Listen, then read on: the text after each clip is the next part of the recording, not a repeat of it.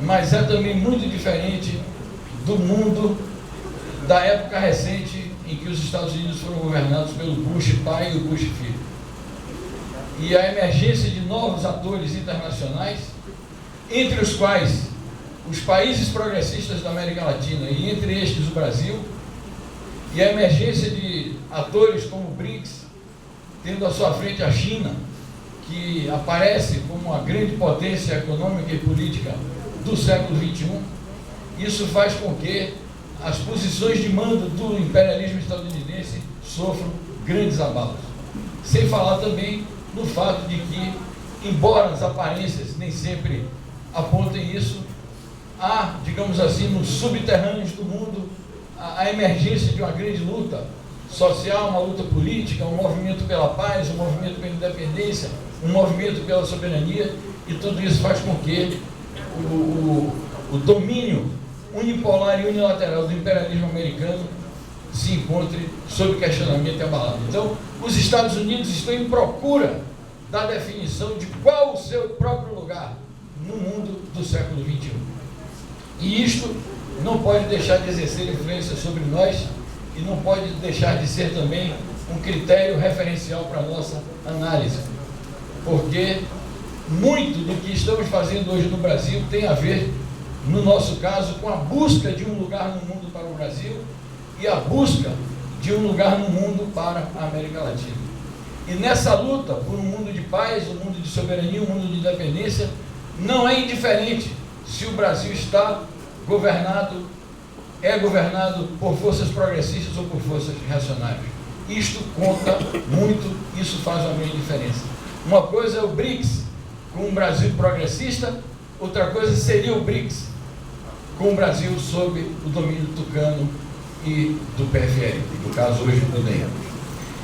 Então é nessa perspectiva que eu também parto de uma análise em que nos colocamos no campo das forças políticas que sustentam essa experiência iniciada a partir de 2002 com a eleição do companheiro Lula para a presidência da República. E vemos com preocupação o fato de que o Brasil está vivendo hoje sob um estado permanente de golpe, sob uma tentativa feroz da classe dominante, através dos seus partidos mais representativos, de provocar um golpe de Estado, afastar o presidente da República e retomar por vias ilegítimas o poder político no Brasil. Criou-se uma situação de crise política, de crise institucional, e em que a presidente da República, o governo central do país e as forças progressistas se encontram momentaneamente isoladas e acuadas. Então eu penso que é preciso, uma vez que nos colocamos neste campo de forças progressistas e que lutam por um lugar diferente do Brasil no mundo, o primeiro dever, a primeira tarefa, a primeira questão a enfrentar é a continuidade do ciclo político que foi aberto em 2002 com a eleição do presidente Lula e que tem tido continuidade ao longo dos últimos 12 anos. E essa defesa da continuidade, a defesa do modelo, a defesa das políticas progressistas que têm sido implementadas num quadro de dificuldades, ela não pode ter outra leitura, não pode ter outra consequência, senão a defesa do mandato legítimo, constitucional e democrático da presidente Dilma. Obviamente podem-se ter divergências de toda a natureza, mas a maneira concreta de defender a democracia e um projeto de independência nacional hoje no Brasil é a defesa do mandato da presidente Dilma, ainda que se possa discordar das políticas que ela implementa e que o Lula implementou no passado recente. Não há dúvida, camaradas e amigos, companheiras e companheiros, que o Lula e a Dilma, em seguida, abriram uma nova fase de desenvolvimento político no Brasil, em que se fortaleceu a democracia, em que se fortaleceu a soberania nacional, e em que se implantaram as políticas sociais e se tentou enfrentar a questão social, que é uma questão bastante aguda no Brasil. Eu diria que o Brasil acumulou na sua história republicana três gravíssimos problemas criados pelo regime da classe dominante, criados pelo sistema capitalista brasileiro, que precisam ser enfrentados pelas forças progressistas e transformadoras do nosso país, que são as questões de democratizar o Estado brasileiro, de consolidar a independência e a soberania do país e de enfrentar a questão social. A rigor, se nós quisermos apurar as coisas teoricamente e tendo presente também a experiência histórica nossa e de outros povos, essas três questões, primeiro, não podem ser enfrentadas separadamente. E segundo, só podem ser enfrentadas com uma estratégia de ruptura política e social. Enfrentar a questão democrática, a questão da soberania e a questão social em países como o Brasil, com a classe dominante, que tem a classe dominante brasileira, que é herdeira da Casa Grande, é herdeira dos escravocratas. Enfrentar esse tipo de classe dominante exige, a rigor, rupturas revolucionárias. E eu acho que a esquerda não pode se fazer ilusões em relação a isso. Agora, obviamente, promover rupturas revolucionárias depende da criação de correlação de forças. E a criação de correlação de forças não se faz por vontade própria, não se faz por decreto, nem se faz espontaneamente. Se faz através de um processo prolongado de acumulação. Nesse sentido, o fato de que em 2002 surgiu um governo progressista, eleito pelo voto, é óbvio que isto abre uma janela, isto abre uma possibilidade de que essas questões possam ser enfrentadas democraticamente e que nós possamos fazer a acumulação de forças para uma futura ruptura revolucionária com as classes dominantes, aproveitando todas as possibilidades, exaurindo todas as oportunidades que a democracia possibilita. Mas, companheiras e companheiros, nós só vamos levar a bom termo o processo de acumulação de forças se não encararmos este processo como um processo de conciliação de classes. E se a perspectiva da ruptura revolucionária não for substituída por uma perspectiva de apenas convivência entre as forças progressistas e as forças conservadoras, e substituir uma estratégia e uma tática que tem que ser necessariamente de aprofundamento das conquistas por uma estratégia e tática de acomodação, de silenciamento, e inevitavelmente isso levaria a uma cedência ao inimigo de classe. Isto nos levaria a que esta janela aberta, esta possibilidade de aproveitar as condições democráticas de nosso país, isso poderia levar, infelizmente, a que essa janela se transformasse apenas num hiato na história. E camaradas e amigos, companheiras e companheiros, 12 anos é nada na história. Então, nós ainda corremos o risco de que a oportunidade aberta, com a eleição do Lula e continuada depois com a reeleição dele e as duas eleições da Dilma, se transforme num hiato, apenas num hiato na história do Brasil. Então, eu acho assim, nesses 12 anos, nós demos os primeiros passos no sentido de enfrentar as questões de fundo da sociedade brasileira. Mas a opinião que eu tenho é que, por razões objetivas e subjetivas, este processo está correndo risco de truncamento, de interrupção. E na história é assim, se os processos se truncam e se interrompem, eles retrocedem. Não há outra forma de se desenvolver as coisas. Tenho a impressão que entre essas questões objetivas e subjetivas que ameaçam truncar o nosso processo, está o fato de que nós não encontramos ainda os meios e os modos mais adequados de enfrentar o imenso poder político, econômico, cultural e ideológico da classe dominante brasileira e dos seus aliados internacionais. Talvez mesmo a gente subestime este poderio imenso dessa classe econômica, dessa classe dominante, e talvez mesmo a gente se iluda com as possibilidades democráticas desta classe dominante. Na minha opinião, a descrição que o companheiro Gabriele fez da trajetória do modelo econômico que adotamos revela os limites deste modelo econômico.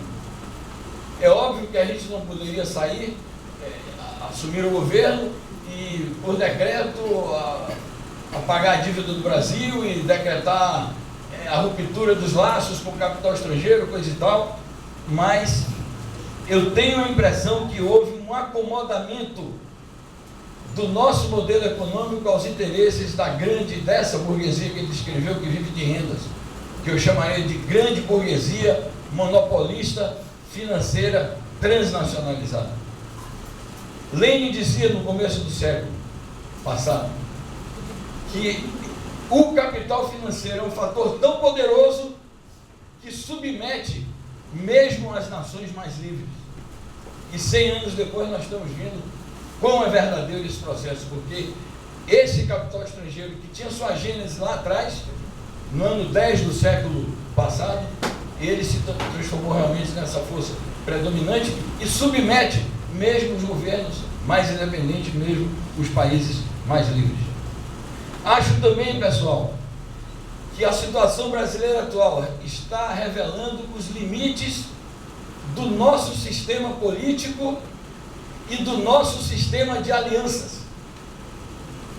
Se é verdade que para assegurar a governabilidade em momentos de crise é preciso recorrer às divisões da classe dominante, e sem dividir a classe dominante, numa situação de correlação de forças desfavorável, nós caminharíamos para a derrota. E numa situação em que a tarefa principal é salvar o mandato da presidente Dilma e a democracia no Brasil, são válidas quaisquer demarches no sentido de ampliar o arco de alianças e a base de sustentação do governo. Isso é uma verdade irrefutável, e tudo que a presidenta faça e o seu núcleo de poder faça para garantir essa estabilidade e essa governabilidade será válido.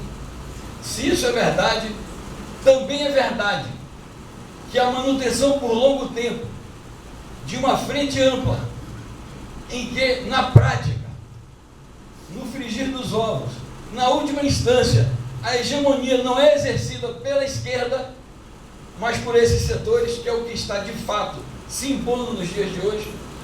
Então, isso revela os limites do nosso sistema político, que chamam de presidencialismo de coalizão, não é? E do sistema de alianças que foi bolado para conviver com esse sistema político. Então, a impressão que a gente tem é que, seja no aspecto do modelo econômico, seja no aspecto do sistema político, nós chegamos a uma encruzilhada em que as escolhas são muito definidas, ou se vai por um caminho ou se vai por outro. Já estamos concluindo aqui a nossa fala. Eu queria me referir finalmente, porque o debate fala da esquerda e a crise política, me referir um pouco a como eu vejo os processos de acumulação de forças da esquerda. Eu acho que a esquerda brasileira ainda é muito fragmentada, muito compartimentada. A unidade é uma expressão ainda muito vaga, é uma necessidade que se impõe cada vez mais, mas é uma expressão ainda muito vaga.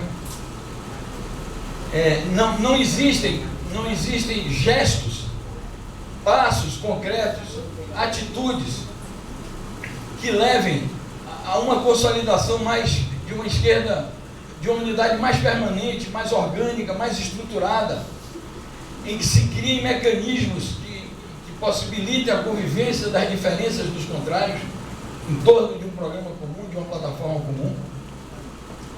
Mas, além disso, me parece que a nossa esquerda, e nisso estão incluídos todos os partidos de esquerda, indistintamente,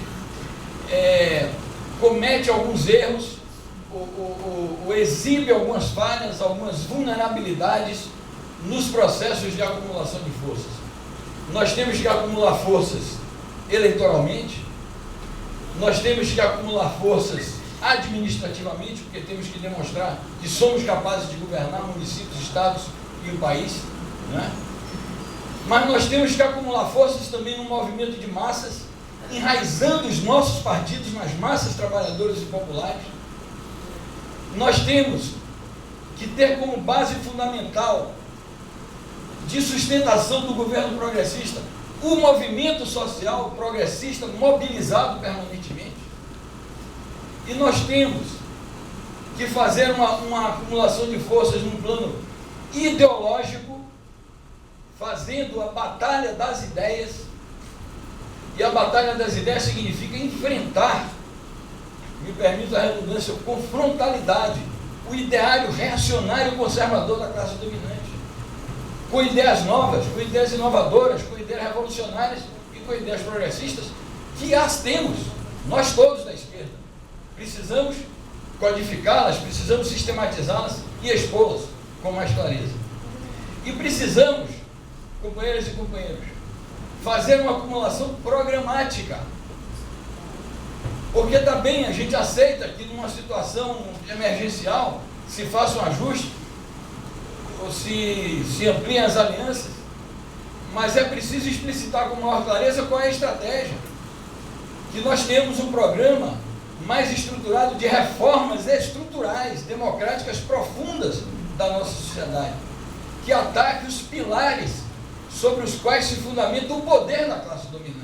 Temos que enfrentar o latifúndio, temos que enfrentar o capital financeiro, temos que enfrentar o monopolismo e temos que enfrentar as ideias retrógradas da classe dominante. E acho que ou nós fazemos essa acumulação de forças nesses 3, 4 aspectos que eu citei concomitantemente, ou não faríamos em nenhum. É uma ilusão a gente pensar que vai primeiro acumular força eleitoralmente, vamos nos tornar grandes potências eleitorais, depois a gente vai para o governo e vamos acumular força administrativamente, vamos nos tornar grandes governantes, e depois a gente vai conseguir construir um movimento social, e depois a gente vai conseguir construir um programa estratégico, e depois a gente vai construir uma ideologia. Essa compartimentação não existe, isso é uma fragmentação do pensamento. Então eu penso que no enfrentamento da crise brasileira, da crise política, nós temos que enfrentar a nossa própria crise como formações políticas que se pretendem, passe a palavra e não dê a essa palavra uma conotação antiquada, constituirmos como uma vanguarda dos movimentos revolucionários e transformadores do nosso país. Não vanguarda messiânica, mas como uma força política orgânica, capaz de dar uma orientação segura para os movimentos sociais, os movimentos dos trabalhadores. Então, eu penso que a nossa reflexão deveria passar pela crise que está externa a nós, que é uma crise objetiva, mas também pela nossa própria crise como formações políticas que pretendem jogar um papel progressivo na nossa sociedade. Muitíssimo obrigado, desculpa aí ter ultrapassado.